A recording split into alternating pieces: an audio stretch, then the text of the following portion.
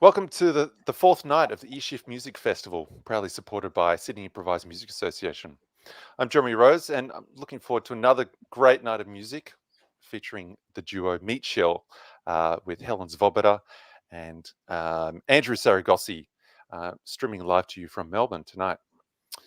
The Earshift Music Festival celebrates the resilience of artists in what has been an incredibly challenging time for musicians all around the world.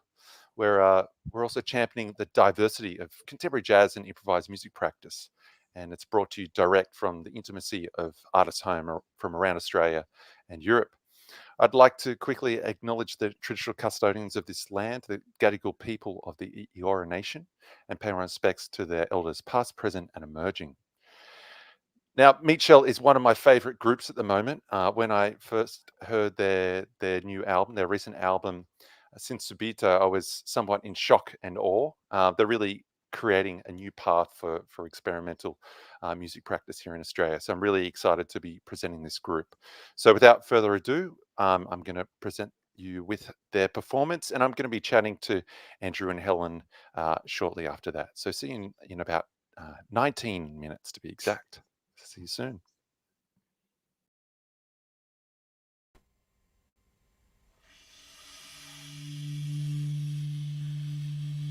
Outside,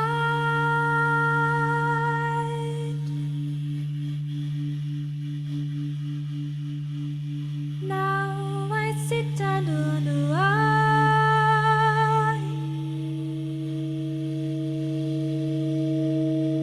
There is nothing for me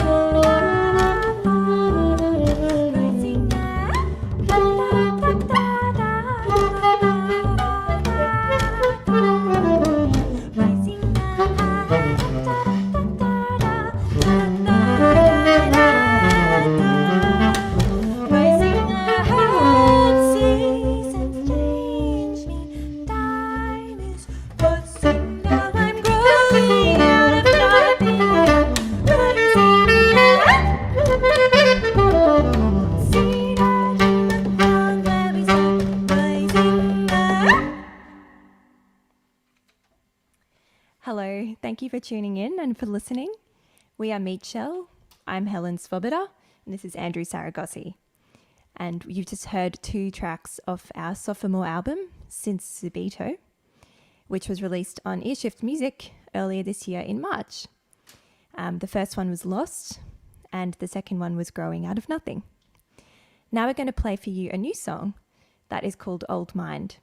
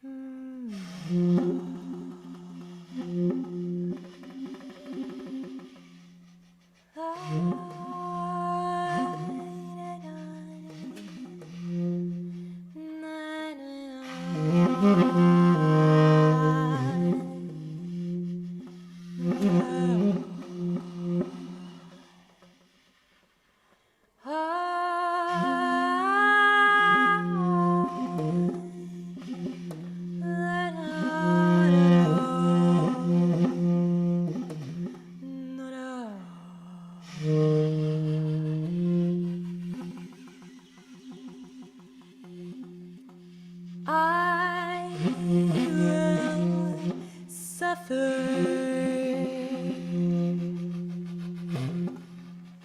until the morning comes.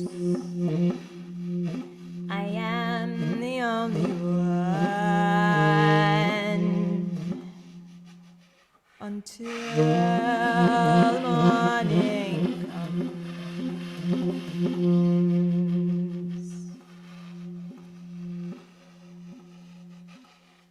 Irrationality.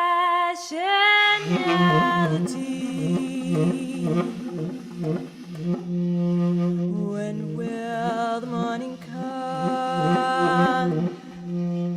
I am the only one. When will the morning come?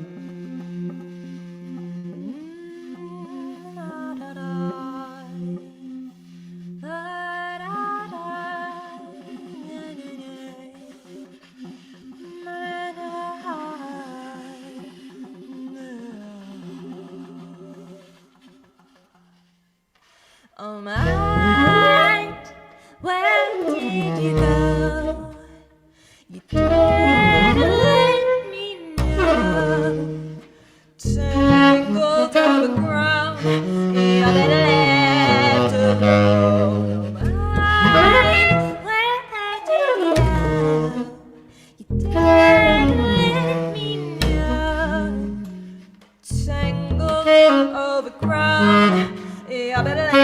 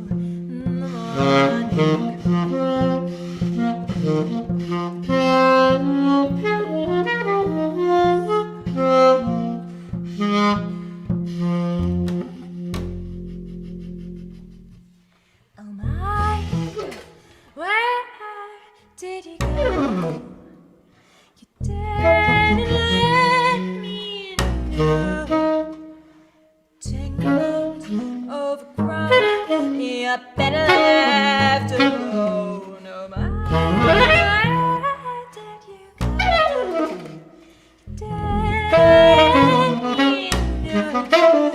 Tangled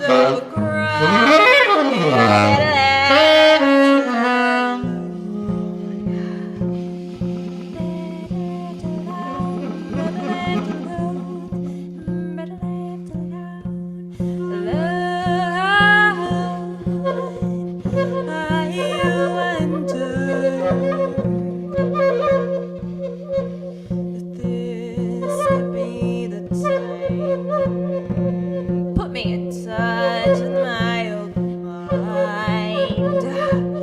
Put me in touch with my old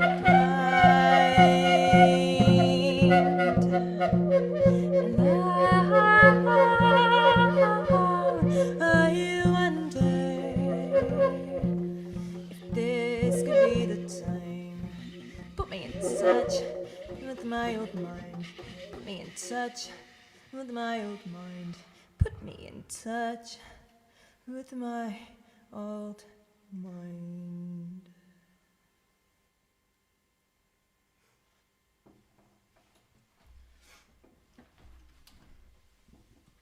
Thank you very much. I assume people are applauding at home. I don't know how this is going to work. Very special thanks to our housemate and very good friend Niran Dasika, who's sitting there. You can't really see him, but he's helped us with all the sound tonight.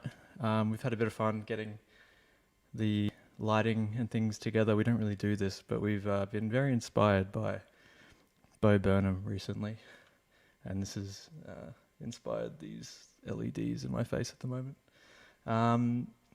Thank you very much to Earshift, Jeremy and Seema for putting on this festival in spite of all these awful lockdowns that persist, but it's kind of brightens our day that we actually get to play our music and present something, and we hope our night. That's true, it does brighten our night, which is a weird concept, not just with the LEDs. So thank you for joining and thank you for listening, and I hope you stick around and check out all the rest of the stuff at the festival. It's really amazing, some great musicians, some great music that's been put out on Earshift. If you like our music, then our last album, Since Subito, is available in the Earshift catalogue, so you can check it out. We've got one more song for this little set, and it's the single from our last album, and it's called Face.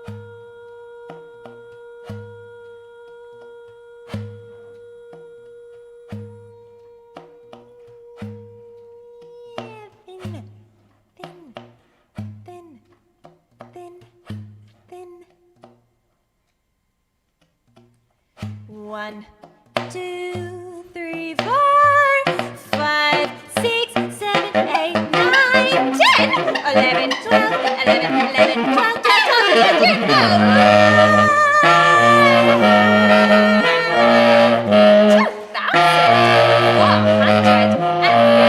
15.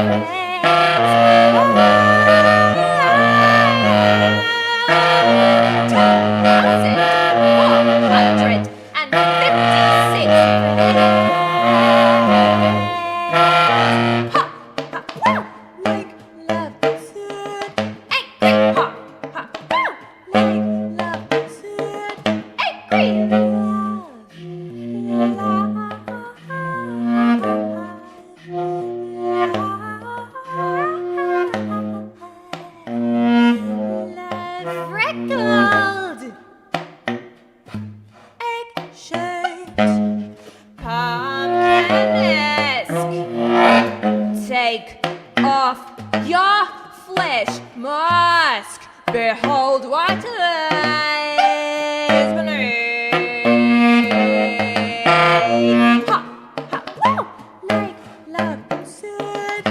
Ha, ha, woo, like love should. Angry, ha, ha, woo, like love should. Angry, ha, ha, woo, like love should. Angry, love. I love gardens. I love kettles. I love cats. Even though I don't own one. Because Andrew is allergic.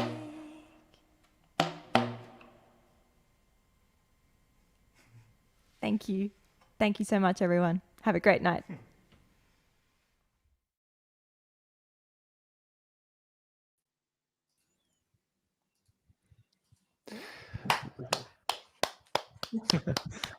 And I'm sure Niren's applauding there That's right next to there. you as well. Hi, Niren. Thanks for the assistance, Niren. Great work. Yeah, thanks for recording it, Niren, and being our moral support. Guys, that was really awesome. Let's open up with a little bit of background about your collaborative process. I'd really like to hear about how you go about creating songs together. For those at home, I guess it's obvious, but these two are they're a partnership, they're a couple, so it can be both a blessing and a curse working with your partner. So before we get into the dynamics of that, let's talk musically about how does it work, literally work? Does someone bring in an individual composition, and how is it also, how have you integrated lyrics into the works? Does it typically build up from the lyrics, or are things kind of scaffolded off them, or what's the process there? I think it's been kind of a whatever works mentality in the moment. So there's been like a whole, like each song has its own different thing. There's not really been a process that we've followed necessarily for anything. What has changed significantly is like on our first album, we'd like played a lot together, but we had never really played duo together and really we didn't have the strongest, I think, idea of what we wanted it to be. We were kind of like had all these influences in our head, and like Helen like hadn't really started getting into singing yet. So like there was like I think one song on the first album that had lyrics on it. The rest was all instrumental. And she's like really embraced that now, and I think she like prefers singing than playing bass sometimes. Oh, I love it when I can put down the bass. It's so fun. Yeah. So it's like such a novelty. That's how that kind of changed. I think the one song Carrots in Honey from the first album, that turned out to be like one of our favorite things from that album. And we thought that was kind of like a really unique sound, and like bringing like it kind of also just like we're listening to lots of folk music over when we're in Europe, and we're just like, this could be a thing. But on the first album, it just felt really kind of like strict what we were playing. Like it was really kind of like the compositions were really precise, and like there was not a lot of room for freedom. They're also just stressful to play. It's really stressful to play. And like Andrew got RSI. Yeah, trying to be Colin Stetson's not fun. So I kind of abandoned that ship. We've all been there as with the lyrics, so certain songs have been like, there's a couple of songs where Helen kind of brought in a finished product for the song, and then like we would workshop, like I would kind of figure out what I wanted to do with it in terms of texture, and like what I would do in terms of a backing thing, or like how it would play around it. Face was a funny one because we kind of like, I just had this idea, this kind of like riff thing that I was like playing with, and Helen like kind of didn't want to play bass on it, and we were just like trying to figure out like what this could be. So we decided like we were gonna like see how many ways we could describe the word face, So it sounds really random, but there's like this kind of thing tying it all together. So that was kind of like a conceptual lyric piece. And then there's a few on the album where like there were kind of completed compositions, and then I wrote lyrics for like RJD, which is a song about my nephew. And yeah.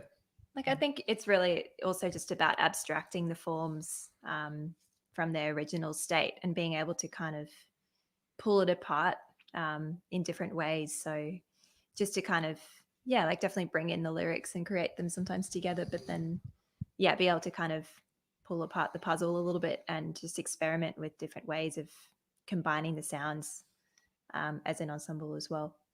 Decompose, as Wayne Shorter would say, which goes well nicely with your vegetable based solo record, which is also really fantastic. But I guess that's another point about how both of you use extended techniques as a real feature of your sound. I mean, Andrew, you use a lot of multiphonics, the quarter tones, and the various articulations. But does that is that a natural integration into the compositions? I know I heard you, Helen, talking about how that vegetable base was really a product of an individual extended technique. Is this project kind of like that, or is it more natural? Do you think you've moved on from? Go for it. I think the way that this came together was when we were in the Netherlands and, studying on our respective instruments, extended techniques in our masters. And it was very much about bringing together our sounds that we were both individually discovering into a group context, because we had always meant to make music together, but being a partnership, it's always challenging. And I think in Brisbane, when we were living there, we led very separate lives and weren't living together. So it was just a little bit trickier to collaborate.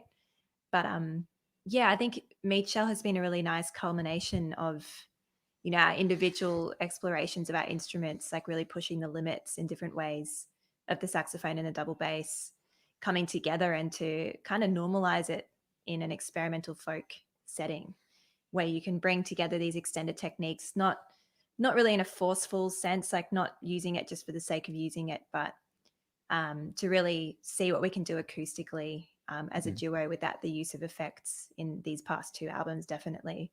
And to just push the limits sonically of our own individual voices, I would say, and finding things that blend and work and finding things that also conflict in an intentional way. It's been a really fun part of the process, I think. Yeah. Yeah, I mean, when I think of the music and my initial experience, I guess there's a beautiful element of joy, but the unpredictability is also another nice thing, and just the combination of those sounds. So congrats. I think that was like also like a very conscious thing, that kind of surprise factor or something on this album, because we felt like really homogenous originally. Like we really wanted this kind of like one sound thing. And then I think Helen like kind of went away to Banff over that summer, and I went to Sim in New York, and we both just came back being like, oh, we should really be improvising a lot more in this music. It needs to be more open. It needs to be fun for us to play as well. So that comes across, yeah, for sure. Great. Well, all the other most of the other performances part of the festival are solo performances. I guess you've had the luck of being able to perform together and have that. I mean, obviously there was a lot of interaction going on there, but let's talk about your decision to pre-record versus perform live on stream. I mean, what were the decisions that went into that?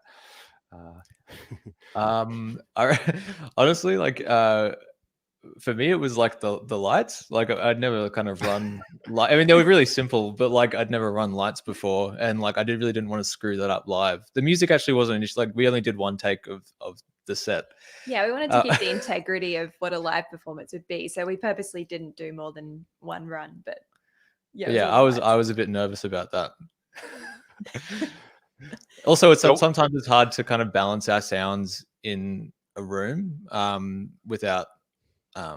It's like we could, if we'd spent a long time kind of doing sound checks and doing all that, but we figured it would be better just to kind of do a quick sound check, and then Niran helped us with doing a bit So of technical mixing. reasons. I mean, do you think Yeah. it changes the novelty of the experience of performing when you know it's a pre-record rather than live? I mean, it's such a new thing, just playing to a camera, knowing that it's going to be up there in perpetuity, right? I think in a way we when we did pre-record it, we did it I think just a week ago or so. And I think it had a sense of novelty because I was a bit nervous actually, just knowing that we probably wouldn't do it more than once, and I felt a bit out of practice with our music actually. Yeah, it'd been a while. We purposely didn't rehearse a lot because I think it makes it a bit harder sometimes. Like we just tried to kind of open up the music a little bit more in this situation. And I mean, having Niran Dasika as our housemate is like the best because he just made it all work. And he was able to help out. And yeah, I think it definitely still had a novelty for us for sure, because we were very we felt, like we had a workout after we finished it, and made pizza and celebrated the fact that we'd done a performance for the first time in ages. Yeah. There's something there is a novelty to doing it live. But then I also we've obviously seen like countless live stream events over the last couple of years now, and I remember like when I first started and I was like, oh, this isn't going to be a thing. Like there's something weird about, even if it's live, for me, I'm still feeling like I'm watching a video on YouTube or something. Like it doesn't, I'm not quite getting the same live experience as I am when I'm out. So like when I'm thinking about if I have the chance to kind of just produce something, which is like a standalone thing for a festival or just as a performance, I feel like it's going to be stronger and people are going to engage with it more than if it's maybe the quality is maybe a bit less and it's live. Like I don't think the novelty, like the difference between the novelty factor and like the production value isn't one that I would sacrifice. I think We're more forgiving, right? kind of, yeah. But then also it's like you get a product at the end of it too. I mean, like that's one thing everybody's found important now, is like having good live video of you playing, to getting gigs or just like having stuff for online purposes. And it's like, here's just another opportunity to kind of do that. So it was like, that was kind of how I was thinking about it anyway. I'd rather make something that I'm really proud of, which you can do live, of course, but sometimes it's forgiving is probably a good word. Well, it was really interesting that I guess it places more responsibility on the artist, not only to look after the music and be concentrated, but I mean you went to all this effort with the lights, so it's a whole nother element to think about. Does that kind of change the way having that increased personal expectation? I think it makes it really fun because I think you just have to skill up. I mean, Andrew just bought these cheap lights for that because it was fun and we needed something out of our normal routine, which is Groundhog Day. So it was like, you know what, we can make our living room look really Bo Burnham, and he did. So I think, it was a fair bit of work, but I think for me the factor is there's kind of a novelty in watching it back with other people at the same time as well. Like I found just then watching it, I watched it, I think the day after we did it, to check the sound and everything. And I was like, oh, I don't really want to watch it again until things. So I felt like I was kind of watching it for the first time just then as well. There was a few things I forgot that we did. So I think that's also kind of a different kind of novelty I find, just from that experience then as well. But definitely the work was worth it for sure. It was just lots of fun. And I mean, Andrew did all of it. So Well, great work. Andrew did all the lighting. Again to Niran Dasika, yeah. Niran did all the recording and amazing work. Love you, Niran. Right on. Well, that's a great point to leave it. But as I can see on the back of your wall, you've got we can do a little shout out to the wonderful album Next to you. Since Subito. So here you are. Make sure you go on Bandcamp, all streaming platforms, and it's available in compact disc and digital. So make sure you check it out. So once again, thanks so much to Helen Svoboda and Andrew Saragossi. And that's it for the Earshift Music Festival for tonight. Once again, thanks to Sydney Improvised Music Association for their wonderful support of this event. And tomorrow night, we're going to be featuring wonderful guitarist Cameron Nundy. So make sure you tune in then.